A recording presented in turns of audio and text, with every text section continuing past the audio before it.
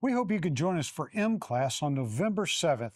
It'll start at 9:30, end at 3 o'clock, and it should be some of the best aviation training. I'll be doing some training, Deanna will, and we'll have some of the best industry leaders there. And if you fly in the day before, November 6th, we'll have cocktails with Casey from 5:30 to 7 with food, drinks, mingling. We should have a great time the evening before. Yeah, on November 6th and 7th, we hope you can join us for MClass.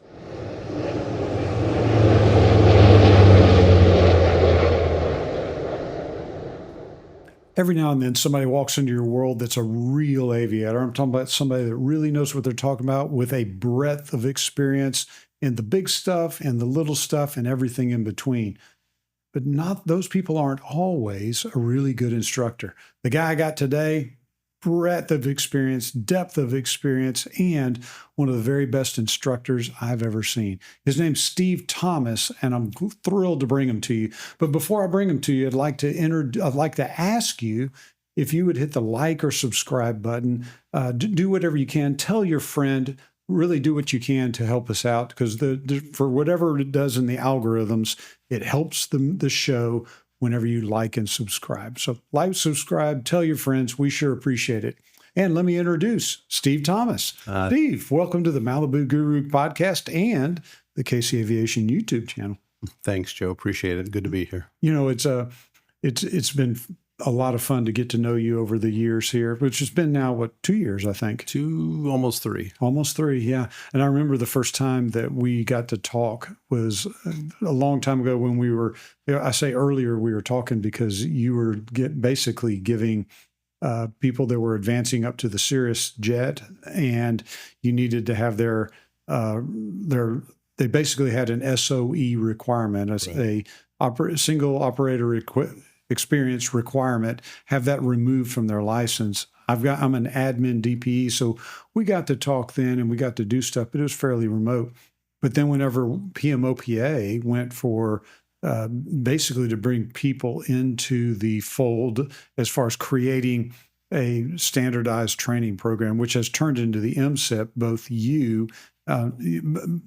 both you and Jim came and were early discussers, early contributors to this. Right. And we got to meet really good then and really hit it off completely.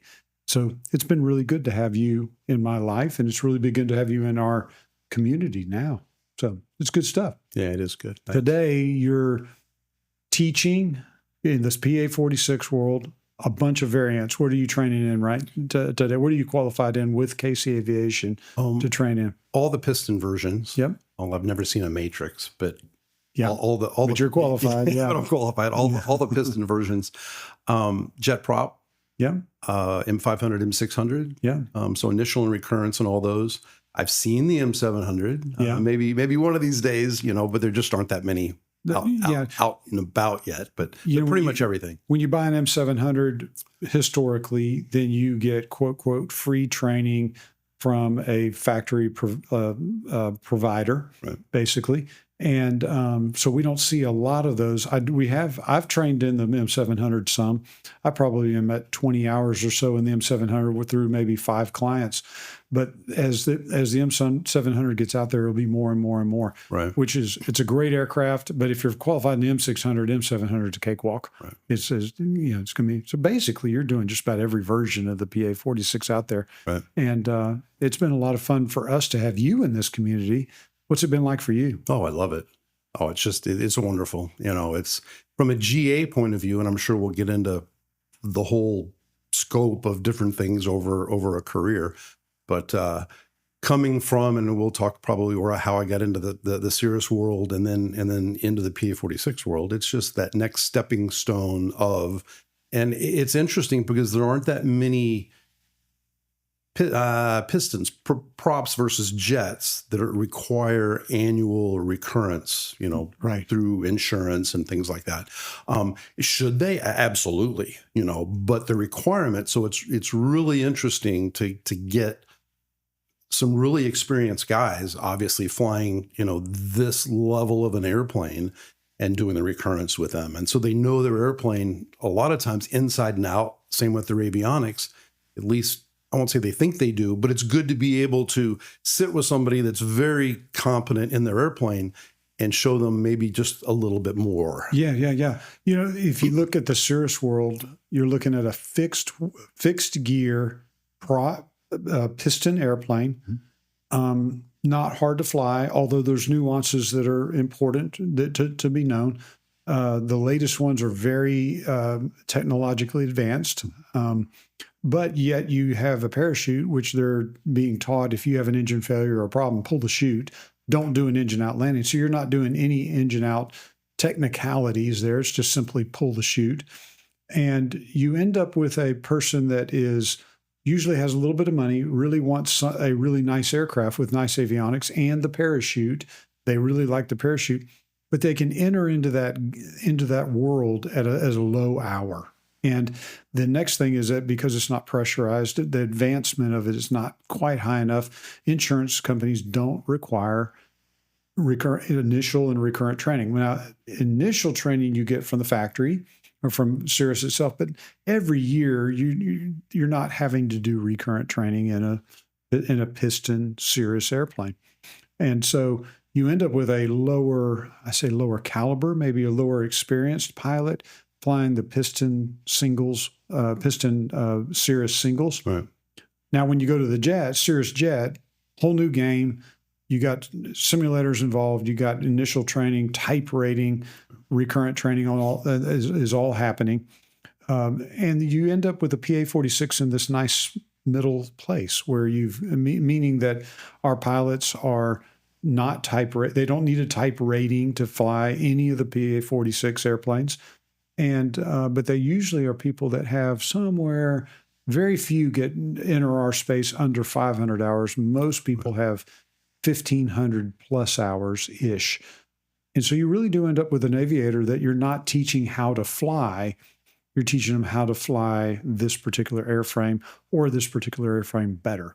Right. It's a fun space to be in. Yeah, a lot of people ask, the differences between them. You don't find any, maybe there's been some, like get their private, start at 0 hours in a PA-46. Just doesn't happen. Yeah, no. In the Cirrus world, obviously it does. There are a few people, I guess, even instrument rating wise, almost everybody, has an instrument rating. And the only other thing when you're talking about Cirrus, because it's an interesting comparison, and I have a acronym or something, but one thing is you're talking about engine outs in a Cirrus. Their philosophy or their rule is that if you can't put it on a runway. So we do engine outs with people all the time. As long as you can put it on a runway, then that's fine. Yeah. We do high Is it low fine key. or is it preferred? I mean, If it's on a runway, it's preferred. If the weather's good and you can put it on a runway, because one of my things is I do recurrence with people and initial, somebody buys a Cirrus. You're right. You get factory training if you knew, but if you buy it in a secondary market, we give them 3 days and the factory pays for it. Yes. But the idea of you're cruising at 9, 10, 11,000 feet and you lose an engine and you're over top of a runway, it's almost sacrilege if you can't put it down on that runway. But you're right. If it's any type of an unimproved, a field, no. Water, no. You pull the chute by about 2,000 feet or so. Yeah. But it's whatever. There's a lot of debate and everything on that. But the biggest thing I found is parachute versus pressurization. I have a lot of people that are coming to me. I have one gentleman right now that's coming from the Cirrus world. And it's a discussion of, well, I want to be safe. So I've always wanted to have a parachute, but they're finding out, if you look at the numbers, and I probably won't get them exact, but if you compare like an SR-22T versus an M350, they're both like 213 or 214 knots true at flight level 250. But you're never going to fly, or very, very seldom are you going to be in an unpressurized, airplane at 250. You just... People don't want to wear the mask. They don't want to wear the cannulas. They don't, So you don't feel as good after you land. You don't feel it. It's not as safe. You don't feel as good. Your friends and family feel like crap, right? So you fly. Any pets you have on board, you fly at 10, 11, 12,000 feet. You're never going to get that higher true airspeed at the higher altitude, even though it's advertised that way. And it can get there. It can do it. I've done it. But it's that I need pressurization. Right. So when you can get into similar dollar amounts, in the PA-46 airframe, and it's a wonderful airframe. If you look at the M350 today, it's a little more expensive, but the utility that you get flying even in the low 20s, is just fantastic with the pressurization. It's just that next level up. Now, forgetting the jet part of it, because that's a whole different category as well. Correct. But yeah, it's just different. They're not really competitors. Very, very slight areas do they compete in. Correct. If you've got 800 nautical miles, 700, maybe even 600 nautical miles to go, and that's what you want to travel, give me a PA-46 any day, because I don't want to fly an airplane with a crappy engine that is subject to, is not running good or there's a problem. I'm flying aircraft with good engines that I'm not expecting a catastrophic failure. Right. Doesn't mean it can't happen in any engine, but again, if I'm questioning it, I'm not flying it as far as that's concerned. But if I got 600 miles to go, give me a PA-46, because I'm going up to the high altitude where it's cool, where it's smooth, where you get better performance, all these kind of stuff. Now, the Cirrus, great airplane. I have no problems with it, but you're right. It's really apples and oranges when you really get down to it. It's not the same. I think salespeople, and companies probably try and always are making comparisons.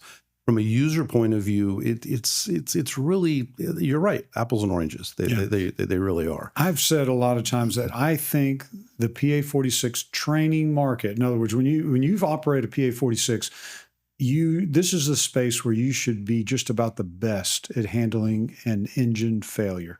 Because if you go really low, Cessna 172, 182, 210, Saratoga, that area, you really have low-hour aviators that really should not be as good as 1,500-hour aviators. Right. If you go to the multi-engine jet world, they're not even discussing dual-engine failure for the most part. I mean, it's not even a part. Single-engine failure, they're doing all the time. Right. It's really in our space. We're in the PA-46 space. We're the place where you have the big engines, the TSIO 520, 550 on the Continental side, Lycoming TSIO 540. These are big engines that can have an engine failure, and doesn't mean it happens all the time, but it does happen. And there's no parachute, and you got to train for it. And so we ought to be the best in the business at training for an engine failure. I don't think we are. Right. And that's one of my problems. I'll tell you. Go ahead. Go ahead. In recurrence, that is the area that, and I usually save that kind of for last in the afternoon. Yep. But it was like, do we have time to do that again? Correct. Can we, and it's always an engine failure. If it's VMC everywhere, I don't care what altitude you're at, plan on what I teach is a high key, low key coming in about that's exactly right. 3,000 feet, 1,500 feet on downwind, and a lot of people have done that before, but where you call ATC and you've declared a Mayday and you've done all this and they're helping you and they say, well, it's 500 overcast everywhere within 200 miles. Now, what are you going to do? And the training we do with that, with the newer avionics and, and the synthetic vision technology and we teach it at Casey. I don't know if it's taught anywhere else. Correct. But you show it and they're like, can we? Sure. Now, in most of these airplanes, we got to turn around, climb back up to 10, 12, 14,000 feet. And, and set a zero thrust setting. And you literally could break out at 100 or 200 feet and put it right on the runway. And it's like, can we do that again? That's exactly. Can we do that again? It rocks. It rocks. It's a level of confidence that they have now with their family and that's always the key. You're cruising along at flight level 250 and all of a sudden, even if you're behind a turbine, which if you can get behind a turbine, get behind a turbine, right? Everything's moving. Nothing's going in and out and sideways. Everything's kind of moving in the same direction. And we could discuss that all day long, but it can happen. Yeah. And or at least you're, even as slight as it is, as a pilot, it's in your thought, where's my nearest field? Where am I going to get? Even when the weather in a single engine airplane, a lot of people back in my age group, you always flew twins. They would not fly at night, mountains, even real hard IFR. You didn't want to do that in a single engine airplane. I'd do it all day long and every day, especially behind a turbine. Right. But now that we train with that technique. That's right. All the time. That if it's 200 or 300 feet overcast, it's going to be a pucker factor. Yeah.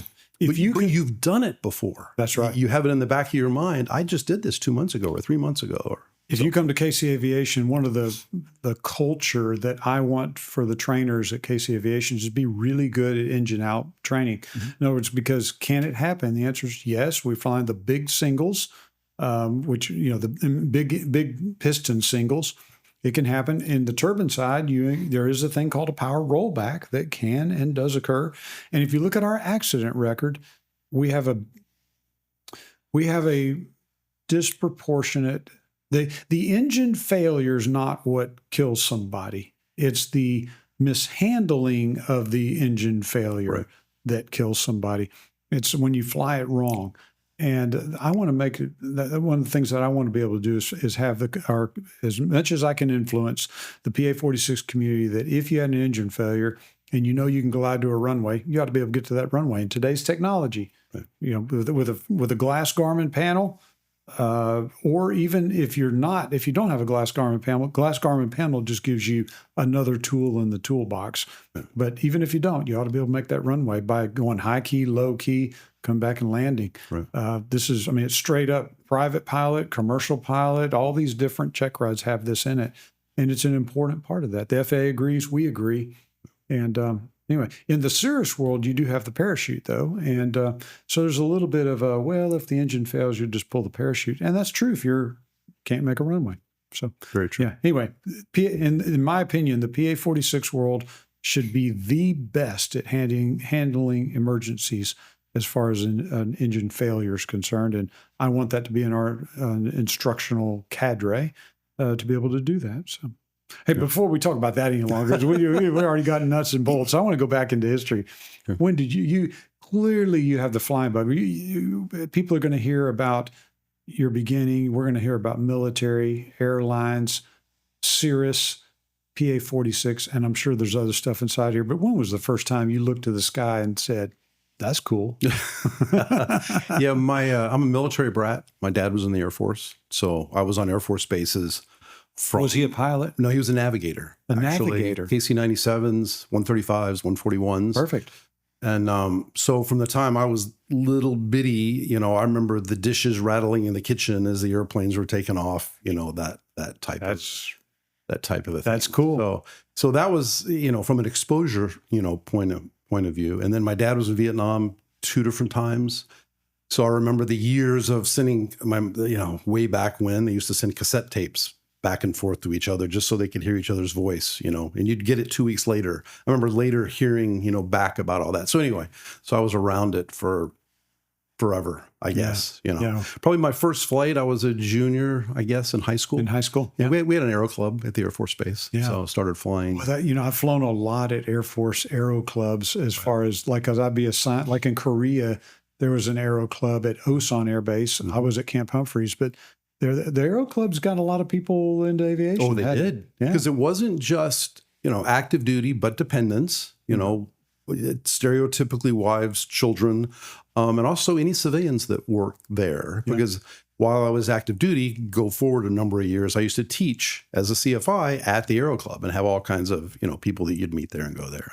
And it was very affordable, to put it mildly. It was really, really, really good. So it was one of those, I really didn't know if I wanted to do it as a profession or not until towards the end of Vietnam, where my dad was stationed, the POWs were all coming back, at the end of Vietnam. And I was there one day and I met a gentleman I didn't meet him. He was there, Admiral Jeremiah Denton, if you've ever heard of him. And he was the one that blinked torture. Yes. They did the interview. I think it was on ABC News or CBS. And, so he was reading what the captors had said at the same time, but he was blinking torture in Morse code, and some really smart guy or gal was like, I recognize that.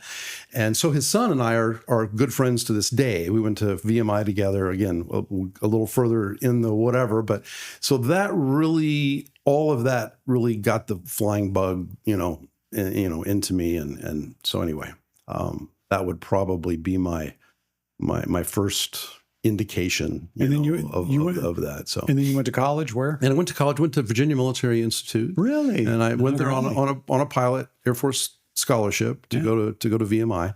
And that's where I met Mike. As a matter of fact, he was in my class. We call them Brother Rats, but that was Mike Denton, who is Jeremiah Denton's son. So we'd actually seen each other 4 or 5 years before that when he was there, when his dad came home from Vietnam. But enough about that. Just great guy. But so anyway, so spent the time at VMI and then went from there straight into pilot training at Laughlin Air Force Base here in Del Rio. Okay, so joined the Air Force as regular Air Force. As regular Air Force. Yeah, I went on active duty. I had to go. Part of the scholarship at ROTC is I went in pretty much immediately. And went to the Air Force and went to flight school in the Air Force. Correct. And flew T-37s and T-38s. That was back when they had, what they called the tweet. It turned jet fuel into noise. I mean, it's a loud, really loud twin engines side by side, very uncomfortable. It said it had air conditioning, but it really didn't. So it was hot and, it had a blower that so you're there and you got a helmet, and you got a mask on and, There's a lot of PA-46. It's bad. There are. That's true. That's true. They're very similar to some of in this time of year.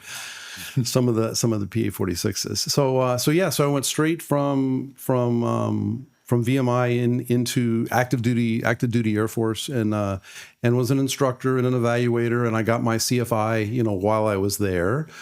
I thought I'd really messed up at one point. I'd been in about 5 years, I guess, and I had 2 different letters. They didn't have emails back then. We didn't have cell phones. You didn't have emails, but saying we need your college transcripts.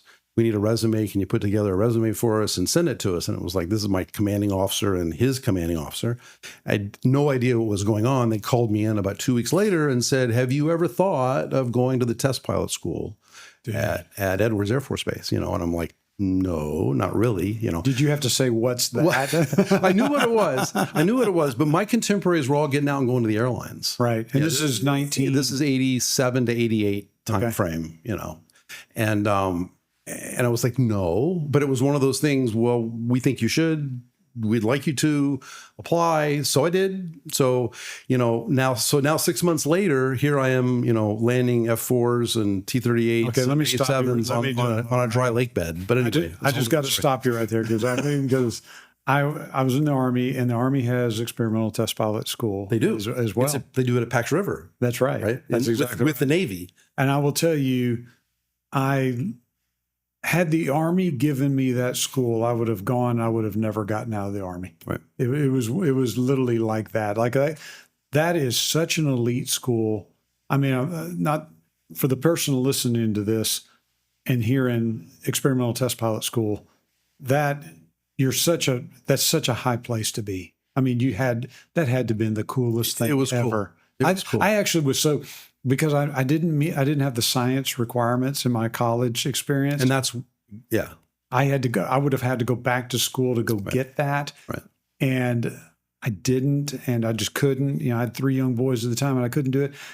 I wish if there was ever a play, that was a play and you did it. There were a lot of people that had the flying background. It was the academics, and I may get it wrong, but you had to have one of like 6 majors. Any of the engineerings, aeronautical, mechanical, chemical, electrical, and I want to say physics, math, chemistry. There were like 7 or 8 majors, and you had to have a 3.2 or a 3.5 GPA. So that's what really separated, right? Because you could get a pilot slot and be a history major or an econ major or something, right? Or political science major. And be an outstanding pilot. And would have been a good test pilot, but you're not getting in that school without that training. I remember the first week, and this is a long time ago, but the first 2 weeks we were there, we got checked out in the T-38, the F4, and there were 3 maybe the A-37. I don't know, but there were 2 or 3 airplanes that the pilots got checked out in those. And you also had test engineers that were there.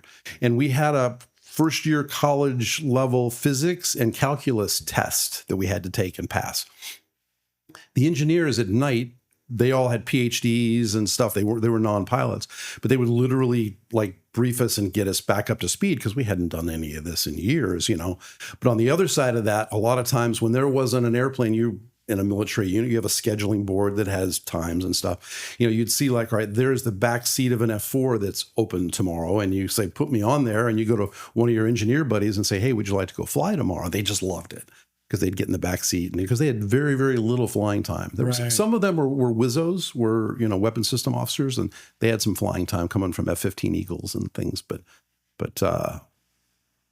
anyway, it was just an absolutely fantastic course. And the level of person in that course and the level of person you dealt with was just the creme de la creme. Well, as part of it, people that were around, there were 2 classes a year. Eileen Collins, if that name sounds familiar, Yeah. she was in a class behind me. She was the first female shuttle commander. I didn't know her all that well. Her husband was a Delta captain, but we were acquainted. We lived on the same street together for a year. Steve Lindsay, a longtime friend of mine in my class, he flew with John Glenn as a shuttle commander on one of his shuttle flights when John Glenn went up, was 73, 74, whatever, when they took an older gentleman up. You know, a guy by the name of Mark Stuckey was in my class. He's got astronaut wings on the civilian side now. He does the Virgin Galactic, and he ran those programs. So you get in with a really cool level of people. Did you ever think to yourself, I could be an astronaut? No. Only reason I say that, I wouldn't have. I'm not smart enough. But I don't know about that. But the Challenger accident happened just before 1987, 6 or 7. We could look it up, but right before. So what ended up happening, and the only person in my class, I think the only person in the 2 classes when I was there that went to NASA was Steve Lindsay, that was in my class, and Eileen Collins was a class behind me. They were, because normally you fly 5 missions in general, and sometimes 2 in one seat, 3 in the other, or 3 in one seat, 2 in the other in the shuttle program. But they were taking people into NASA. The boards were still meeting, and they were bringing pilots in, but nobody was going out the backside because the program had shut down for, I don't know how many years. So they figured out 4, where the 5, problem was. 6 years. Right. So it became not only extremely competitive, but they spent a lot of times in the simulator flying T-38s, you know, not doing anything. You know, I'm sure there's some people that maybe went out the backside and only flew 1 mission, or maybe not any at all.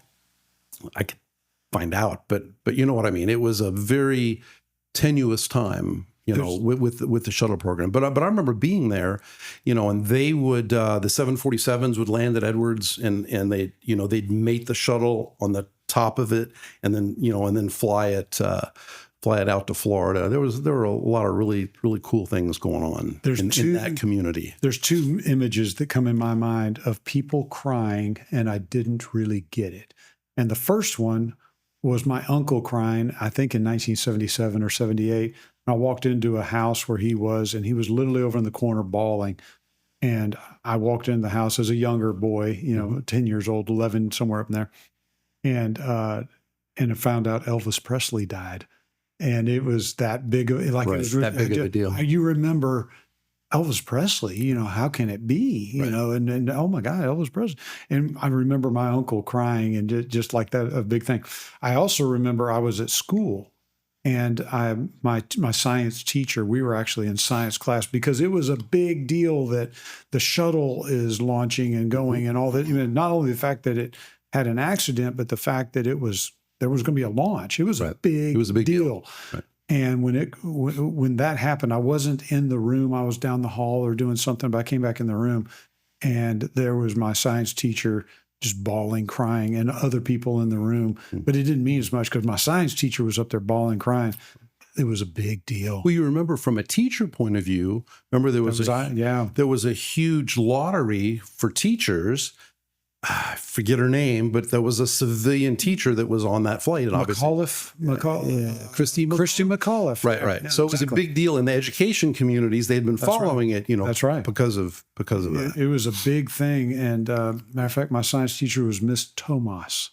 There you go. It's funny how things come back into wonderful lady. But my point is, she was in there just bawling, crying because this happened, and it was a big deal back then. Right. And you were in a place where you were in a cool school. Oh yeah. And you knew people all over the place. You know, we had a couple of people in a class in front of me. One of the young ladies used to work at NASA, you know, behind the desk, and you know, so there was a lot of that. But you know, you mentioned about Fort Rucker and helicopters. You know, there's a 2-week exchange that every class does, and so you swap, and the people that are at Pax River come to Edwards, and we give them flight evaluations and all different, you know, so things that they'd never flown before. And we go to Pax River, and you fly a lot. Well, and I had no idea that the Army did their testing at Pax River, in the number of different rotorcraft for helicopters. That's where, where I got my few flights, and it was so cool. Very, very cool. Yeah. Definitely. But you get some experiences. I've got a picture on my wall of I was in a Goodyear blimp, and you get some. And one of the cool things in the military is with the duty AFSC that we had, you can actually log PIC time in an airplane you've never been in before, so I've got like PIC time in the blimp, Yes. Or, it was just one of those weird things that they allow you to do at that experience level. It's pretty cool. I heard they took even some other airplanes like a Sopwith Camel or a really old airplane that you have to go fly and get all the parameters on. Right. Anyway, well, it's kind of like the spin testing. There's a high alpha part of that a lot of people don't really talk about, that I thought, me personally, was one of the coolest part of the program. So you start out, you go up to Tehachapi, and you spin 2 or 3 different gliders. So you get checked out in the gliders so you can solo and everything. And then you go up and you spin them, And back then you were hooked up into a mic with a cassette recorder and you had to talk about, this is the, this is the speed, these are the angles, this is the revolution rate, I'm going to the right, and the pitching and, this type of stuff. So you do that, and then you go into an A37, which is a T-37 with T-38 non-afterburning engine. So it's extremely overpowered. And then so you did that actually in the restricted area at Edwards, and you spun the A-37, and you do inverted spins and different roll couples, and and you talk through it. So it takes a little while. Because you're not going to be writing anything down. To get your head, but just to be able to sense enough, to talk through it. And then you go from there to the A7, and you depart the A7, and that's a real, what we used to call an e-ticket ride or whatever. I mean, your head hits the canopy on one side and then hits the canopy on the other. But the interesting part of it was to be able to evaluate it, just like, so, you learn techniques so you could take it to any other airplane and evaluate those. But the formation ride, so we had to fly formation around the other guy that's spinning. And it was really a very interesting part. We were talking earlier today about what spin requirements are required now for CFIs, which are minimalistic, extremely minimal, and very poorly done. Right. So to go through that was probably one of the more, biggest experiences that I could take forward into every airplane I ever fly. So. Absolutely. I mean, some of the best training ever. When you came out of that, did you go to operational unit, or did you go to? No, I came out of that and I went to the airlines. Okay. Yeah. Tell me. Oh, you mean out of TPS? Yes. Oh, no, out of TPS, there was a lot of confusion. I ended up working for Jimmy Doolittle, is actually who I ended up working for. You're kidding. The Jimmy Doolittle. Well, his grandson. So I ended up working for Jimmy Doolittle, and I spent probably a year working for General Schwarzkopf before he took an airplane over to the Middle East, and we did all the testing and stuff on an airplane, and then gave it to an operational unit. There was another unit that we worked with that, if you remember the next space shuttle accident on reentry that exploded, and they put parts down all over Texas. Yes. And that was the Columbia. The Columbia, right. Part of that is every shuttle, and I'm not telling anything that a lot of people don't know, Japan and other countries would pay NASA to do experiments, different types of experiments and stuff. Everything from the sex of a frog to, I'm exaggerating, to sometimes classified experiments, that different people wanted done in a zero gravity type atmosphere. Well, like when that accident, when they came down and exploded, they lost everything. All the data, they'd done these experiments for X number of days or weeks and lost everything.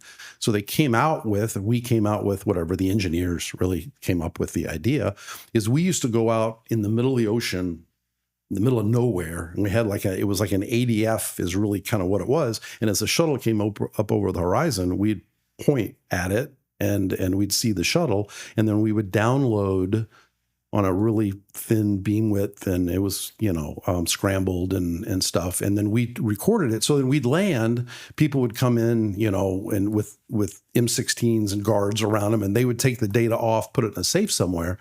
So if something happened on reentry, we now had the recording of everything that happened. So they data dumped, and they did that for years and years and years.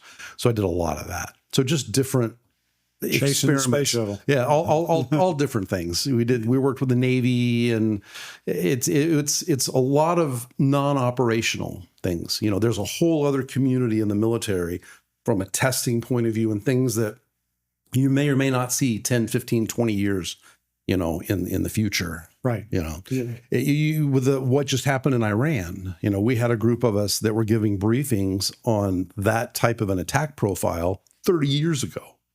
And they kept it on the shelf somewhere in case they ever needed it, and I'm sure it got updated. And, so there are a lot of things that you do that's different than being in the operational Army, Navy, Air Force. That's all happening behind the scenes. Really, really cool stuff. Yeah. You're just part of an elite community. It is. And a different community altogether. It is. It is. But somewhere along the way you said, I'm going to the airlines. Well, yeah.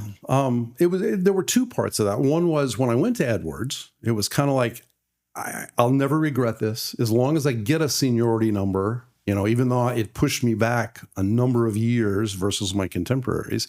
I said, I'll never complain because I know I'll be a lot more junior as far as, how the airlines work. But, nobody gets out of the military because the flying is better anywhere else. There's nothing better than, the guys and the gals and the camaraderie and what you get to do and how you do it. And, there's no better flying. But yeah, it was time. So at the end of the first Gulf War, things just for fun, because you left something there that people are going to be thinking, well, what is it? It's all the bureaucratic crap that comes with it. Unbelievable. You talking about the airlines? No, but no. Then if the flying's so good in the military, why do people punch out of the military? One thing is, how long were you active duty? Active for 10 years, guard for 17. Okay, so in the guard, you were still. If you had stayed active, how long would you have been able to fly for? I was a warrant officer, and so that's a different animal. I could have gone for 20 years. Okay, but that's not true as an officer. Oh no, as an officer, you fly for 5-6 years, and then you go fly a desk. You go fly a desk. That's right. Exactly. Now, me being from the test pilot school, you could fly longer. There were ways in that community where you could probably make it to 20 years. Very, very seldom and most people say want to keep flying, and that's okay. And there are a lot of people that say I'm a pilot first and I'm an officer second, if you will. There are other people that say I'm an officer first and I'm a pilot second, type of different personalities, Yeah. But if you want to fly for your whole life, usually you either go to the Guard or Reserves, which I really didn't know about at the time. That's really a good deal. Is it good? We used to call them Project Season. It's really a good deal if you can get somebody locally and they send you to pilot training, come back and fly your whole life. And hold on, I got to jump in. It's a good deal. It's a good deal. There's two good deals in the military that I know of. One is just a warrant officer in the regular Army. You will fly for your entire career. It's a beautiful thing. The other one, the hidden secret out there is Guard and Reserve. It is. So if you can get into a National Guard unit, an Air National Guard unit, which is Air Force, I'm sure Navy, Marine all have good stuff too. But I'm telling you, it's a good deal. I hate to go here, but I'm going to go here. To me, I don't want to downgrade anybody on active duty. You're not hearing that. But I think there's something really, really, really great about the American that says, I'm going to have a civilian job. I'm going to go a full time. I'm going to be out there working, and I'm going to also be in the reserves. I'll pick up the sword when I need to. I'll put down the shovel, pick up the sword whenever my nation calls. And to me, there's something just heroic or great or it's just fantastic about the person that says, I will be in the civilian world and work really great in that world, and I'll be here ready for my country whenever the call comes, if it comes. And that person that's a National Guard Reserve person, it's absolutely incredible. If you're in aviation, your flying in the Guard and Reserve is identical to the regular Army, and I'm sure it's the Air Force as well. There may be some experiences like you got to go to experimental test pilot school. You're probably not going to do that in the Guard and Reserve. There's some advantages to staying regular, full-time military. But I'm telling you, this other side of being able to go work here, and then you come meet with all your buddies, all your friends, all your flying acquaintances, all the crew chiefs and everybody, and then you work a weekend, work a 4-day weekend, and then go home. Right. There's something cool about that. Right. At VMI, we had a term called the citizen soldier. That's it. And that's really what that is. I fly with young instructors all the time now. And I ask almost every single one, have you looked at a Guard or Reserve unit? You're only 24 years old. Have you thought about going to active duty? When I have somebody coming to me 21 to they're like, no. Exactly. No. That's what I'm saying. Why One of not? the best things out there is that Right. National Guard unit. I'm not saying it's a higher honor or a higher place. I'm not going there. I'm just saying it's one that I think some people have in the back of their mind. Well, that's not as good. No, it's just as good. You're going to the same flight schools. Right. You're flying the same equipment, sometimes better equipment. You're flying the same amount of flight hours. It's really, really a bunch of fun. I think it's better. Well, one of the things that I think is better, and the military has had attrition issues over the decades, or retention issues over the decades. That's right. Because you get somewhere and then you're going to this base to that base to that base. You're uprooting your family. You're uprooting everybody, and it's tough. And a lot of times you get home and you get that pushback, and it's you don't have that with the Guard and Reserve. You're there. You're in that town, and it's wonderful. At one point, I was thinking about this, and this was step back a bunch when we were talking about when I was growing up, or even younger when I was in active duty. You have so many deployments and a lot of depression, divorces, unfortunately suicides. So we hear a lot. Steve, you're so lucky because you got your flight training for free. And I've probably said this 6 times in my life. It was like, it's not free. What you give up and what 100%. I so appreciate, you just don't see too many veterans anymore. You don't see young kids going into the service anymore. I'm not sure why or what the attitude is. I certainly ask them, you should consider this. I think you should. Yeah. I am a better person because I have military experience. Absolutely. I wouldn't be the man I am today if I didn't have it. Absolutely. I don't know what I would be. I agree. And when I see somebody that was or has, our relationship, our friendship already starts out on a whole different level, because you paid that sacrifice somewhere in your life. It may all sound good and great, but there's a lot of sacrifice involved in that. And you thank you. Yeah. You know what's fun now is that when I meet a veteran, and back in the day, I was a warrant officer, then became a commissioned officer, and there is rank, obviously, and there's structure of who's saluting who, and the officers would hang around officers and the enlisted around enlisted generally, but there'd be some cross flow inside there. Today, as I meet people and talk about who we are, most of the time, there's none of that. There's like, I'll meet somebody that says I retired as a E6 or E7, and we are right. There is no right cross. There's a respect across both sides of just who you are and the fact that you were willing to join up and serve. Right. That's it. Right. And then, so I don't care. No, we don't care what rank we were right. and all that kind of good stuff anymore.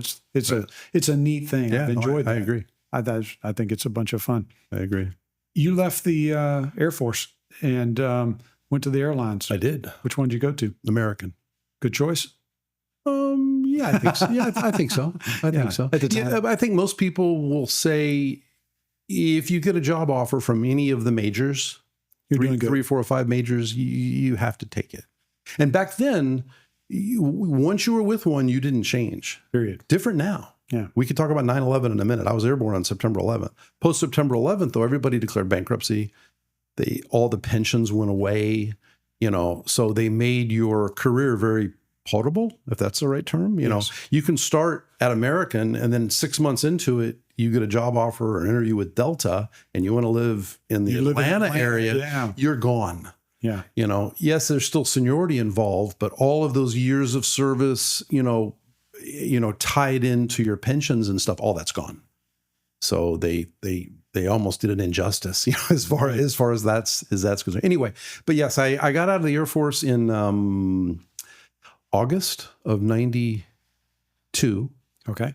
And I started the next month doing the interview process, and I started January 3rd or 4th or 5th or something like that of 93. So I spent 4 or 5 months, doing CFI work. Right, exactly. Exactly. Because that's one thing, if you're out of the airlines or now things are slowing down, you must stay in a cockpit. You must keep flying. You don't just if you want to get back into flying, one of the things they're going to look at, just like if you were hiring somebody, what have you been doing for the last 6 months? Well, I've been swinging a hammer. Well, good for you, but We don't swing hammers. we don't swing hammers. So anyway, so I went straight into American. I started out as a DC-10 flight engineer. All right. And then I went Side saddle. and then 727 flight engineer. Side saddle. What's interesting is you talk to a lot of mechanics, and they have in your shop or other shops, they have a lot of respect for guys that were engineers. I mean, that flew side saddle. Now I was flying with the old two-stripers because they had pilots and non-pilot engineers. At some point, I don't know what the time period was, they started hiring pilots, and their entry position was an engineer versus they used to be all Right. two-stripers, what we used to call, professional flight engineers, non-pilots, great guys, but, they were 65, 70 years old. And back in my time frame, they were all, smoking cigarettes in the cockpit. And it was like, oh, but that was an interesting time. So anyway, I did that for a number of years, and it's all seniority based. So I remember we had an accident at American in Cali, Columbia, flight 965. And it was in, I want to say 1996 or 97. Anyway, the captain on that flight, so he was a captain on a 757, and he had, I'm coming up with a number, like 4,000 hours of PIC time or 3,500 hours of PIC time as a captain. And everybody was like, what? He said as an engineer for 14 years. It was a seniority base. You know what I mean? They just stopped. They stopped hiring. So he got very stagnant as an engineer and then an FO and then became a captain. So it just depends. Like for myself, I flew as a first officer for 22 years. You're kidding me. Yeah. That's And that was the first time I could upgrade to the left seat was after 22 years with American. Now they're doing them at 6 months. right. Incredibly. So fast. it's now it's slowed down a little bit now, I'm sure, but it is. it's When you have a 100% seniority. It's 100% seniority. It has nothing to do than the climate that you're in. Right. In terms of are they bringing aircraft in, or are they retiring people Right. off the top? Right. It has nothing to do with your skill or level. Nothing. Well, 9/11, we have guys, I remember that came back out of that. And I was hired I was senior enough on September 11th. I didn't get furloughed, but we had guys that came back years later that were on furlough for 11 and 12 years. Long time. On furlough. There were a lot of people that were great pilots. 9/11 came and just flipped the industry obviously upside down and has nothing to do with your skill level, where you came from. Oprah Winfrey did an interview with, and I don't remember his name, but he was a shuttle commander on the Oprah Winfrey show. We could look it up somewhere. It doesn't make any difference. But she could not believe he flew for American Airlines, and he was a MD-80 co-pilot, first officer. She's like, you were a shuttle commander. You're a test pilot, shuttle commander, and you're a first officer? And there was that whole, because I've only been there 2 years, and it's all seniority based, and You can be Chuck Yeager on steroids. It doesn't matter. It doesn't matter at all. It does not matter. You're a number, and that's a frustrating thing. Oh, I left. I was in the airlines, American Eagle Airlines, from 99 to 2001 when September 11th occurred. I did not get furloughed, but that was the day that I basically left to go do active duty stuff because the military was busy then. Yes, they were. And I got to do a bunch of stuff. And I left it, but I really left the airlines in a sense because it was seniority based, not meritorious based. Mm-hmm. And it aggravated me in just the sense you can do nothing good or bad, right, as far as, and it's going to impact your development or what seat you're in, or it's purely seniority, or when your vacation's going to be. It's just seniority based, right. And that's all there is to it. And that was a boring system to me. I like a meritorious system. I agree. Where if I kick butt and take names, I can advance myself. And you can see people, every 9 months, well, it changes from 9 months to 12 months to 18 months, but you go back to recurrent training in the simulator. And people that have been around a long time, and everything kind of dumbs down to the center. You know, airline guys, they do a great job for what they do every day, all the time, but they certainly don't expand. They certainly don't expand their horizons much. No. And you just learn to do what you got to do to get through. You know, and it's a shame. It really is, because there are nobody cares. But that's a good thing for people that go to the airlines, is because nobody cares. You know when you have to go to work, and then you come home and nobody talks to you. You put all that away. You have no responsibilities and you can live. I had a friend of mine that lived in Anchorage, and he commuted to Miami. And he'd show up for his trip in Miami, and then he'd go back to Anchorage. And where you come from and what you do, nobody cares. He should have hired on with UPS. Well, that's what he flew in the jump seat. Yeah, exactly. I think it was UPS. So you flew, but you flew a whole career with the American Airlines. Right. Flew everything from? I started out in the DC-10, 727, 737, 57, 67, 777. I guess that's it. 72, What was your highest captain aircraft? 737. 737 captain on 737. Because I did everything international for my first 22 years. I flew 10 years as a 777 FO, flying all over the world. I really didn't want to do that anymore. Right. You know, and you wanted to be domestic. So I flew smaller aircraft, but as a captain, so you're getting paid pretty good. Right. And pretty good lifestyle. So anything, what do you think? 9/11 was the big. Oh, that was the Earth's moving. Issue. Yeah. I've never met anybody else except for the guy that I was flying with. I've never met anybody else that was airborne during that time. Right. It's amazing how few people, even though there were a lot of people that were airborne. I took off out of Hartford, Connecticut that morning, and I was out in what they call Waters airspace, which is, JFK, essentially the Bermuda Triangle. Yes. JFK, Bermuda, off the coast of North Carolina down to San Juan, and landed in San Juan. But and that's where you did. They basically said, you're getting on the ground, you're going to San Juan. Well, back then we didn't have all the satellite communication wasn't there. The ACARS was based on VHF, radios. So until we got within range, we talked on the HF, but nobody really said anything over the HF. So until we got within range of Puerto Rico, the printer, the ACARS printer, just piles of paperwork going, we need you to land at your nearest, suitable airfield, yada, yada, yada. And we determined that San Juan which was our destination, was the best. Let's go where we know. And we were it was on the fourth day of a trip. So we were flying from Hartford to San Juan. We were going San Juan to St. Thomas, and then St. Thomas to Miami, and we were going to be done. And so I remember calling on the ground saying, I understand that everything is closed going into the United States, but is our San Juan St. Thomas leg, are we still going on time? And you kind of hear a little bit of it. There was nothing to laugh about, but it's like, no, you don't understand.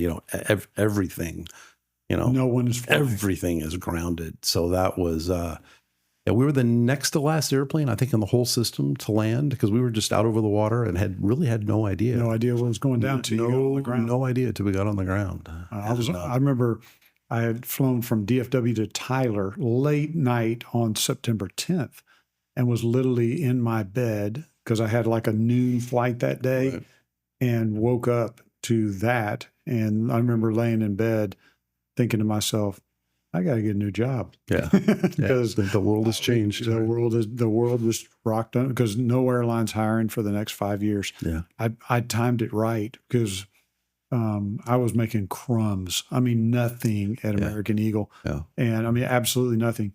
I mean, $17,000 a year, horrific pay. And it was like, I cannot do this. I've got to make a change. And I did. I'm glad I did, because it would have been 5 years of pure hell. Right. I think I would have kept my seniority and been able to fly as an FO. Right. But that's no way to live. And that's one of the biggest things that's going on now is I tell people they're actually paying FOs too much money now. Right. Which, because they're forcing captains to upgrade, because, you can live as an FO. I don't know if back at the time you were married and had kids, but, you could stay as an FO and make a decent living. Yeah. So there's some people who go, I'll just keep my nice schedule and not upgrade. That's exactly right. Because all the forced upgrades are gone. We had forced upgrades back, all that's gone. Yeah. So if you want to stay in the right seat, whatever you're doing, you're allowed to do it. So somewhere in here, the Cirrus aircraft entered your world. When did that happen? Jim Ratliff. Yeah. So you keep good friends. Yeah.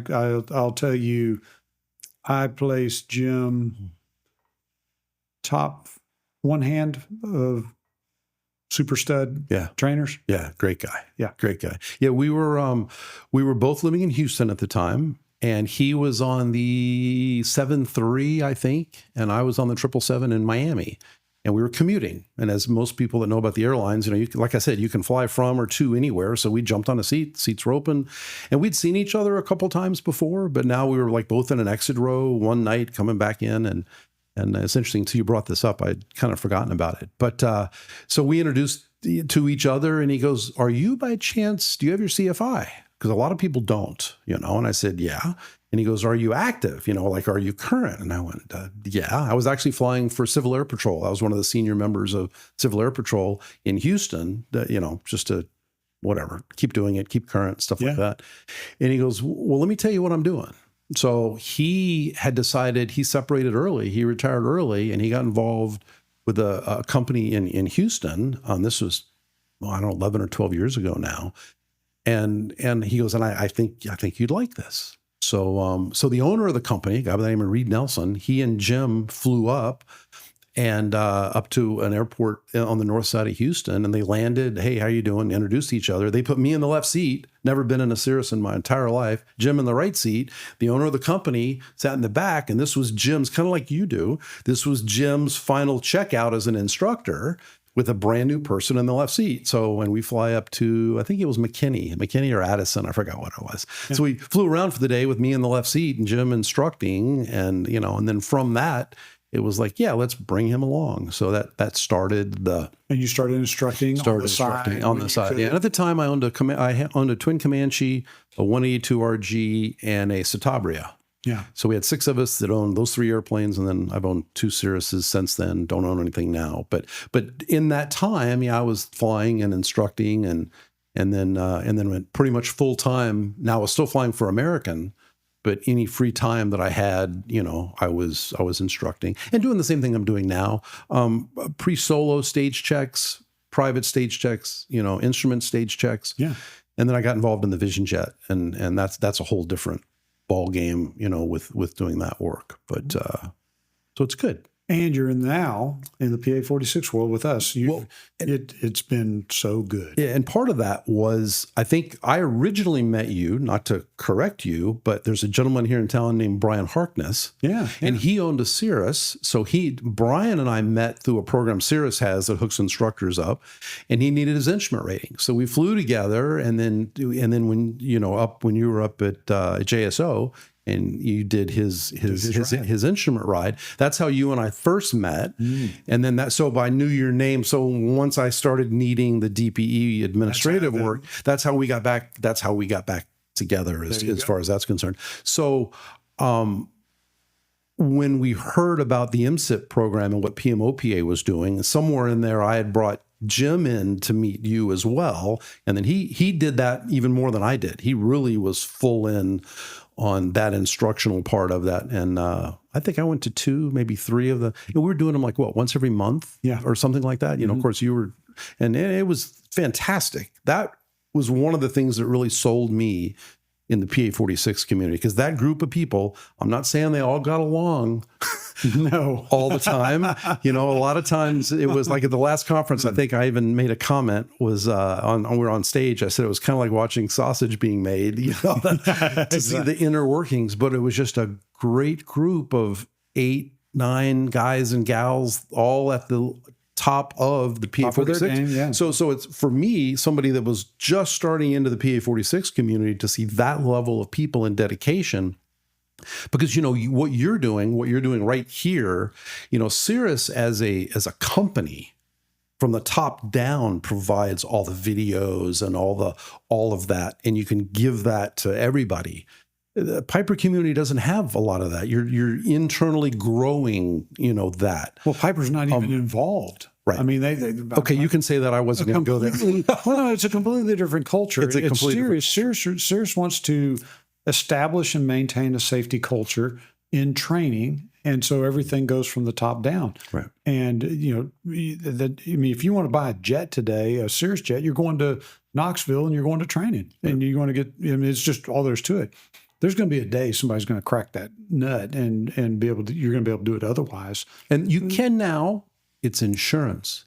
There you go. The insurance will not allow it. You must go through the simulator course. Now, there's some people that own the airplanes and they don't insure it, Right. and they do that. So there are some DPEs that are allowed to do it. They're current and qualified in the jet, and they can extend that. You know more about that than I do. Yeah. But it's not very well, because insurance requires you to go through the simulator course. That's right. And but anyway, so what you're doing and that's because Cirrus went to the insurance industry and advocated for this. Sure. I mean, no doubt about it. I'm sure. It's kind of like the whole program they have, the insurance program they have with Williams and the jet, and you have to be on this program and it costs. Correct. We don't need to get into that. There are a lot of people that have issues with that, but they colluded is the wrong word. Collusion. No, it's exactly the right word. But they colluded to put this program on everybody. Yeah. And there's a lot of grumblings about that, but it's either you get it or you don't. And they have a 2-year waiting list, so there are enough people that are. There's enough people happy about There are it. enough people that are happy. To me, it would piss me off to no end. And I mean, there's a difference. And, I'm not throwing Piper under the bus by saying that Piper's not interested. Piper and me training in this aircraft for more than 25 years. Yeah, somewhere up in there. Piper has never called me. I've never got a phone call from Piper. I've never had anybody call me up and say, either good job or what the heck are you doing? Or Piper makes airplanes, period. Right.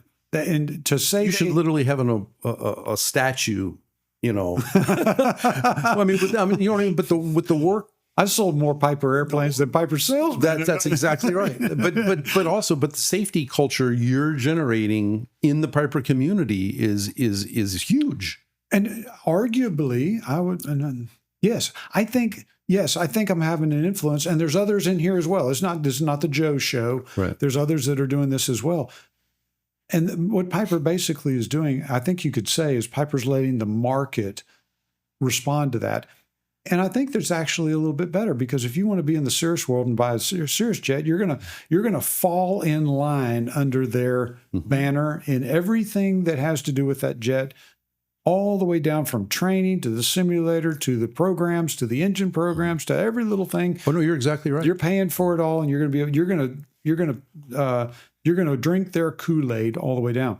Right. You go buy you go buy an M700 from the factory today. I have pilots that basically have trained with us for piston, for turbines. Now they go buy an M700 and they basically go, I want Joe to train me. Mm-hmm.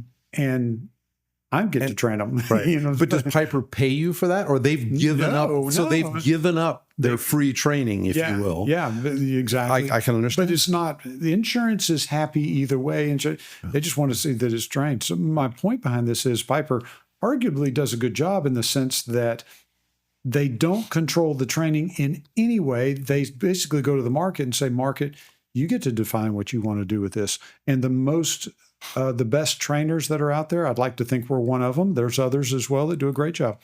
And it also, in a way, honors PMOPA in the sense of we got an OPA that actually does something. I agree. That actually has some contribution to the market.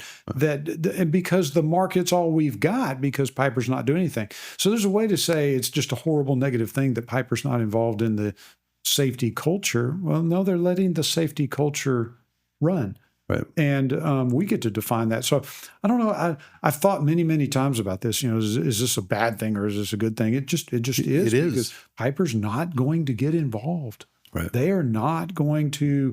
They're here to sell airplanes. That's it. Right. Matter of fact, in every decision that you see Piper make goes back to that. Is that going to help us sell airplanes? The answer is yes, they'll do it. And if it's not, they won't. Well, part of it is if they're here, not for me to decide this, but if they're there to just sell airplanes and they provide 4 days of training, they should give that should go to anybody then. They shouldn't approved list. Yes, that'd be great. Yeah. Which is really what they have an approved list, but they're all exactly. They all say Piper Service Center or whatever it is on the outside. Yeah, exactly. Yeah. Or it's Legacy is the trainer. And, correct. And from what I understand, I'm not throwing Legacy under the bus. I think Legacy probably, I've never been there, probably does a good job. And there are people that love legacy and want to go to legacy. And that's great. They're one of the people in this community, and they have a shoe into that. And that's great. But it's not like what legacy says is the right answer for everything. It's just simply, they're just simply Piper's chosen training facility. It's not like they're telling everybody the Piper way to do it. No, we get to actually nug this out ourselves and talk about, that's why we have things like the PMOPA MCIT program, Master CFI program. It's a way to, Piper's letting the market do it, which means that a company like KC Aviation, if you come to us, we get to have a stay or have a way of influencing what that culture looks like. For us, we really think the power rollback and the engine failure is a big deal, and we ought to know, our pilots ought to know about it. So you can bet every time you come to us, we're gonna deal with that part. Because I've been told people long-term in this community that I've flown with for recurrence, obviously not initials with what I'm going to say, but the power rollback is that they've never done that before in the air. Period. You know, and so we have a whole, it's like, we're going to do this in the air. You can do that. And it's like, well, let me tell you the philosophy from Joe down of how we did this, you know, together, you know, and we got in there and Joe did one, and then, all right, Steve, now you do one. And then, you know, and then you watch the teaching of one being done, and they're very set parameters. Yeah. And we're going to do it in the air. And otherwise, if it happens in real life, where are you going to be? That's right. You still find people, you know, and I'm sure you've seen this. You'll tell them, and some people do it without, I always brief them, all right, at takeoff, you know, we're going to do, this is how we're going to do it. 600, 700, 800 feet, whatever. And a lot of that depends on what kind of day maybe they're having or how strong they are, you know. But you understand what I'm saying as far as that's concerned. But and you even brief it and you pull the engine back and they're like, that's right. It's like, you know, yeah. You can't reach it fast enough. Go read the POH for any of the turbine models. Go read the maintenance manual for any of the turbine models. There's absolutely nothing out there that tells a CFI how to train, how to handle that. It really goes back to really good people like John Mariani and Ron Cox and Mary Bryant, and I'm going to miss out some names here. Rick Tutt, just some of these guys that are just really, really good in our community that learned that in the very early versions, especially really early the jet prop, and then the early versions of the Meridian. For me, it goes back to in the Black Hawk, we had a thing called ECU lockout. You pulled down on the power lever, shoved it forward, brought that engine into ECU, electronic control unit, basically an ECU lockout where you manually control that engine. Right. We did it all the time. I knew exactly how to do that, and it's exactly very similar to each other. Right. When you do a power rollback, and you're basically you're controlling the engine manually. It's not hard. There's no protections. You do it wrong, you can fry an engine. Yeah. And we basically said, this is important. We looked at our accident record. I can't tell you how many turbines, even today, how many turbine failures where the NTSB shows up at an accident site that's a smoking hole and basically goes, well, the engine probably failed. Or, you know, they had a loss of engine power. Right. If you look at the failure, you would actually think to yourself, that probably wasn't a failure, that was a power rollback. And it's funny, I've never got a phone call from Piper. I've got probably 10 phone calls from the NTSB that have called me up to say, we really need to understand this, this more lever, what a power rollback. We really, we deal with broad scale, but talk to us about what happens here. And there has, fortunately, thankfully, the NTSB has made some correct accident reports that basically have been more descriptive, where some of them had just said they had a loss of engine thrust or engine power, because it is loss of engine thrust. But there's been some out there. Yes, it is. It's absolutely that, and worse, because you now have a windmilling prop. But we've had some accidents in the PA-46 world that specifically talk about the power rollback and its importance. I think the chances of you having a power rollback in a turbine are about 10 times greater than an engine failure in a turbine. Right. The engine ain't going to fail unless you're running out of gas, just about. Right. We have very low accident record on the failure. Power rollback, different game. And the power rollback, we had a culture in our community that basically said, where CFIs were like, don't touch that lever. because that's unsafe. It's dangerous. You don't touch it. And we've worked to change that culture to, yes, you need to touch it. Every time you do a recurrent training or initial training in a turbine PA-46 with KC Aviation, we're going to that lever. We're doing that training. We're landing an aircraft with operation under the Moore. It's not hard. You just have to have a CFI that's properly trained. Right. My hope is that the Master CFI MCIP program with PMOPA is going to let us introduce that training to more of the CFIs that are out there. And I say all that because we're talking about changing culture. Right. And I want the culture of PMOPA or of the Piper MClass community to be where if you are in a turbine, you have an engine failure or a rollback, your mindset's not, oh, I have an engine failure. Your mindset's reach down there, grab that more and bring it forward. Right. Because if it is an engine failure, well, that's not hurting anything. And if it's a power rollback, you save the day. You're a hero. You're the hero. It'd be interesting to find out why Piper. Obviously, the jet prop has a switch, which is very easy. I like the idea of 1, 2, and counting. And, with the lever, sometimes it's kind of where exactly, is the torque going to kick in? Right. I know, every airplane's a little different. But at like 7, and everybody dinks with different frequencies, but you learn it. I don't know. I think it probably doesn't look as sleek, I think, but I like that little switch. That's pretty cool. It's a cool little switch, and I mean, Darwin Conrad with Rocket Engineering came up with a great idea of how to control any single engine turbine aircraft out there. It has FAA mandates has to defend against the power rollback by having a manual override of some sort. Darwin Conrad and his cohorts at Rocket Engineering, when they developed the jet prop, came up with a little motor that you get to control. Works great. If you look at the Moore that's on a M500, 600, 700, it also works great. And you just got to know how to use it. It's not right. Your first introduction to it ought not be when you have a power rollback. Exactly right. And that's the bottom line. Yeah. But here we are. We're talking about culture, and Piper. We've gotten to a place now where more and more pilots are dealing with the Moore lever in a proper way, are not afraid of it. It's not that taboo thing that you never touch. Right. Would it have been better if Piper were more descriptive of maybe even in the POH, maybe had some kind of a training syllabus or yes, it would have been great to have anything from Piper. We've got nothing except for the fact that trainers like KC Aviation, Legacy, others are out there. I'm not taking away from anybody. We all get to define that today in Cirrus world. Cirrus defines it for you. Yeah. Well, you actually sign every year when you renew your CSIP that you will teach according to, and this is it. There's a, whatever it's called an IFOM that you will teach according to this. Yes, exactly, and not stray. And there's an argument for it, and there's an argument against it. I happen to love the space I'm in the PA-46 world. Right. Because I get to define it. I get to do it as I want. Now with the MCIP program that's out there, again, I got to be a part of creating it. I was one of the people that got to speak into that. And I think it's a good program where we talk about how do you do it.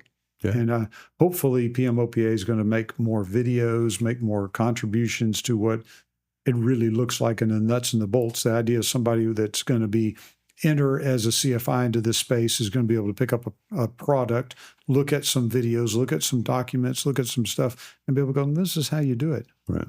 For us, we do videos. We think that's cool. We think it's a good way to train. Right. So that's it. Have you enjoyed being a part of the PMOPA community? Oh yeah, love it. Are you going to the convention? Yes, I am. Excellent. I think that the convention's a great place for. Yeah, they are. For everybody to be.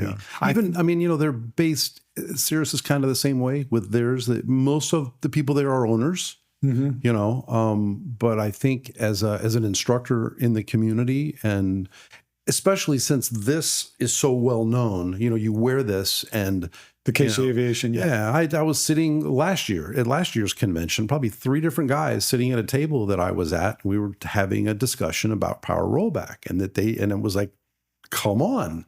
And they come here and we do it. And it's like, I've never done this before. Yeah. So you meet a lot of great great guys. Yeah. Now, my biggest problem is as I've flown more and more with more and more people, because I'm on Stephanie's like speed dial list, it seems like. And just throws a text or a speed dial, I got this or this or this. Once you get I don't know how you do it. You need to wear those new glasses where you look at somebody and it tells you who they are. This guy you trained, last August in an M600, and you're like, I recognize your face, but man, I'm horrible with names. Yeah. So, so you come through part of that, and it's a part of life, that you're going to run into people that you're like, I forgot your name. I remember your airplane. I remember where we did this, but it does happen. I remember airplanes sometimes more than I do remember. It does. Yeah. It does happen. It's been a lot of fun for me because I have clients that, I have some clients that I've trained for so long that, I've almost like family in the sense that I've got clients that are very, very good friends. I have clients that, that I have an open end to their ski house and wherever it is, right, or their thing or whatever. We never take advantage of that just because we don't want to be that kind of guy. But what I'm saying is that people turn into be people in this space are just such special people. They're outstanding. That they end up being friends. Back when you went through your medical issue, I probably flew with 5, maybe 6 different guys, all guys, no girls. Yeah, 5 or 6 different guys that had always trained with you. I'll probably never see them again. But they were outstanding. And it's like, yeah, I've been doing this with Joe for 5 years or 6 years or 7 years, but fortunately, I got to meet them because of that. Well, the good thing about my business, about what I do, is that I have trainers like you. Trainers with a broad background, just so much that you bring to the table. And I'm telling you, matter of fact, you were training recently in a Meridian, had a young lady in the front, and that was in her first day. And it was M600. It was her first day in an M600. A young Spanish lady. I don't want to name names, but she knows who she is. She knows who she is, and it was her first day. The first time to sit in there, and I was sitting in the back, and it was like, I'm gonna give up that seat to Steve. And I remember you in the back of that aircraft training, just doing things that I would do, but doing them better. And I think that one of the cool things about it is that people fly with me, and that's great, and they end up liking me, and I'm thrilled about that. But what I love is when people come to train with people like you, our associate instructors, and then they don't want me anymore. And it is very much the case. It happens because, again, the instructor cadre that I've got at KC Aviation is just incredible. And you're one of them. You're one of the very, very best that's out there. I'm telling you right now, if you want to train with the very, very best that's out there, you're going to get a guy like Steve Thomas. And you've heard from this story, fully articulate, capable, has a wealth of experience, and can teach you to fly in your PA-46.